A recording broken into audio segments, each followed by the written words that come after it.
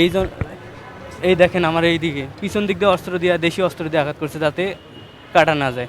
আমার এই দিকে মাথায় হাত দিছে, মাথায় বাড়ি মারতেছে সবাই, মাথায় হাত দিছে, এই যে দেখেন হাতে লাগছে। পরে যখন মাথা থেকে হাত সরে বলেছে, মাথায় একটা বাড়ি দিছে, তখন আমার ব্লাড বের হইতেছে, তখন আমাকে মারতে মারতে হল থেকে বের করে দেওয়া হয়। আমি শিবিরের কর্মী, এটা ওরা জানে আগ থেকে যে আমি শিবিরের কর্মী একজন, এই কারণে আমাকে আক্রমণ করা হয়। আমি রুমে মানে আরও ছিল সাধারণ স্টুডেন্ট, ওদেরকে আঘাত করা হয়নি, শুধু আমাকে আঘাত করা হয়েছে।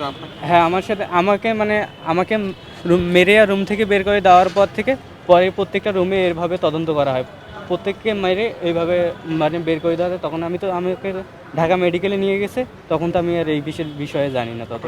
লোহা স্টিক, লোহার স্টিলের স্টিকগুলো ব্যবহার করছে, আর ছুরি যাকে বলে, এই ছুরির বড় রকমের ছুরি, কিন্তু ওটা সামন দিক দিয়ে মারেনি যাতে কাটা যায়, এই কারণে সামন দিক দিয়ে মারেনি, পিছন দিক দিয়ে আঘাত করছে যাতে মানে চোট বসতে না পারে। আমার মাথায় 12টা সেলাই দেওয়া হয়।